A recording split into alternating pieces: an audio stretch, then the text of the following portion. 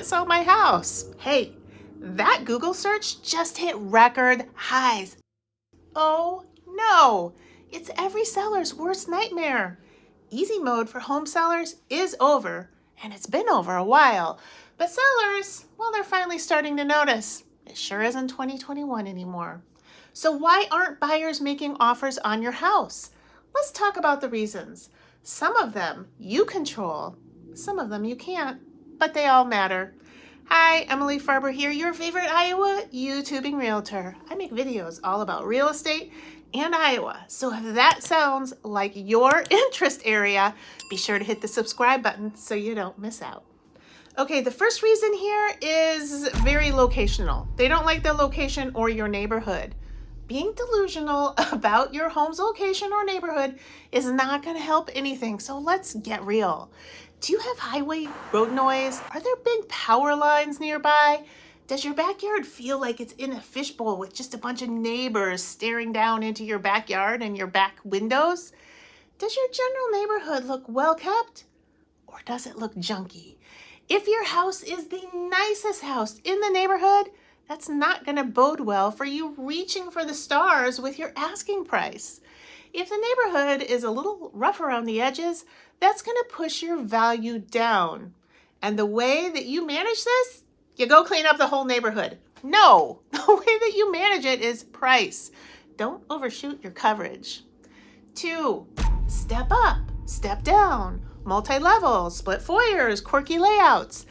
I have to tell you, there are certain floor plans and building styles that are just not very well loved by the masses. The style of homes that I hear the most complaints about from buyers are split foyers and multi-levels. People just don't like being immediately confronted by stairs when they come in from the garage or the front door. They don't like the idea of hauling all their groceries upstairs to get to the kitchen. They definitely don't like the lack of storage these styles of homes often suffer from. So when you're pricing your home, keep this in mind.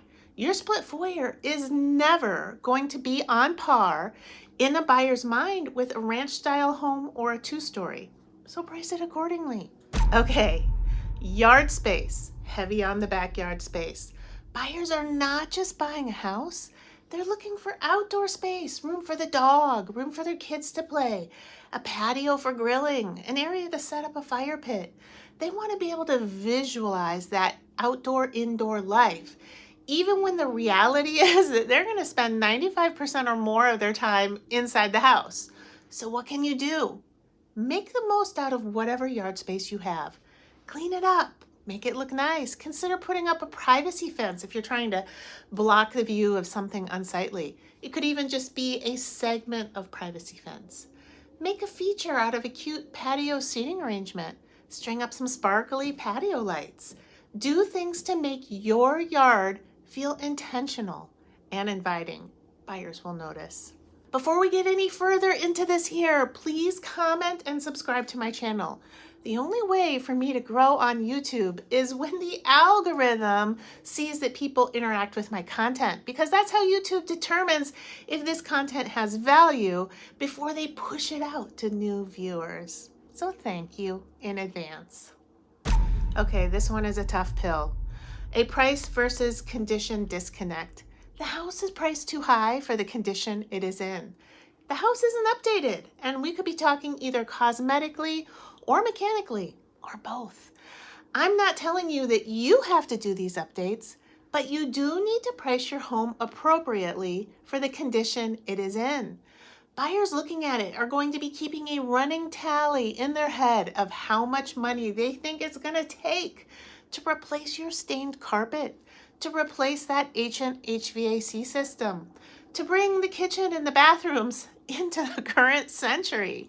When you're researching past sales, make sure that you don't fall into the trap of just looking at square footage and number of bedrooms and bathrooms. You know what they say, the devil is in the details. Roof age, HVAC age, updated appliances, hardwood versus laminate. It's not apples to apples if the other apple is outshining yours in every single way. Either get to work updating your home or get real with your price. Are you starting to see a trend here? There are two huge things that you can do as a home seller to improve the chances your home will sell. You get to control the price, and you get to control the condition of your house. Here's a reason that you really don't have much control over: buyer timing considerations. It could just be that a set of buyers is really early in the process of starting to look at houses. Look, not every buyer who schedules to look at your house is going to be hot to trot in the next 30 days. I can't tell you the number of times that I take some brand new buyers out to look at homes, and we end up seeing a really great option. The chances of them being able to recognize it as a 10 out of 10 is actually very low.